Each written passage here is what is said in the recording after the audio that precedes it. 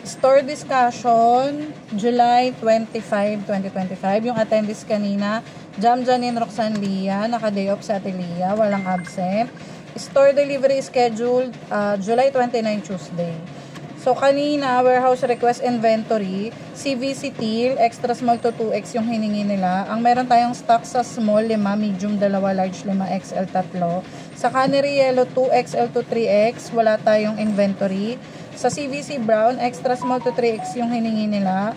Ang meron lang tayo medium, 2, large, 5. Sa Dry Fit Pastel Orange naman, extra small to 2X. Ang stock natin, 3 small, 2 medium, 1 large, 1 2X yung stock natin.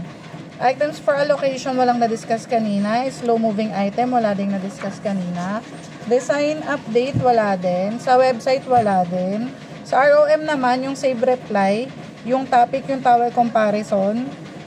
In-explain doon yung types ng towel, print service na pwede, sizes, tsaka quality, pati mga colors na available. Same lang doon sa Royal Canon Towels. Audit result ng ROM sa atin, rating 4.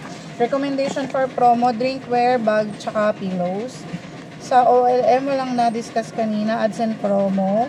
Wala ding new update sa mga brochure, pero binalik na yung AVP checklist update. Ayan, pinrint ko na para makita nyo yung sample pag nakaprint. Diniscuss na kanina kung anong gagawin. Ito lang dapat yung mga existing nating booklet or mga A4 laminated. So, pag wala dito, hindi na siya pwede. Tapos sa mga flyers, ito din. Kailangan palitan kung may mga sira ng booklet or ano. Tapos RAVP pagka may request. Tapos, tricycle, streamer, sticker, curtain. Yun pa rin yung mga current natin na nakakabit. Wala tayong mga pending for installation. Sa treasury, sa complaint, kung nakinig kayo kanina, yung tungkol dun sa delivery na hindi daw na-attach yung resibo, na galit yung customer.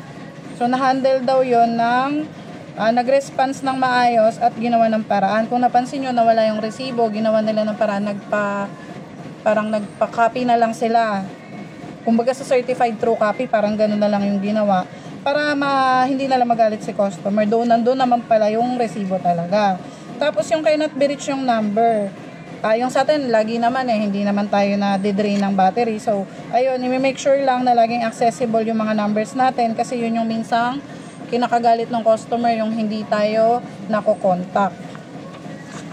Sa system, wala ding new update. Visual categorization, wala din. Sa HR naman, yun yung mga workshop. Ang may attendee sa atin sa Embro Operator, July 30, si Roxanne.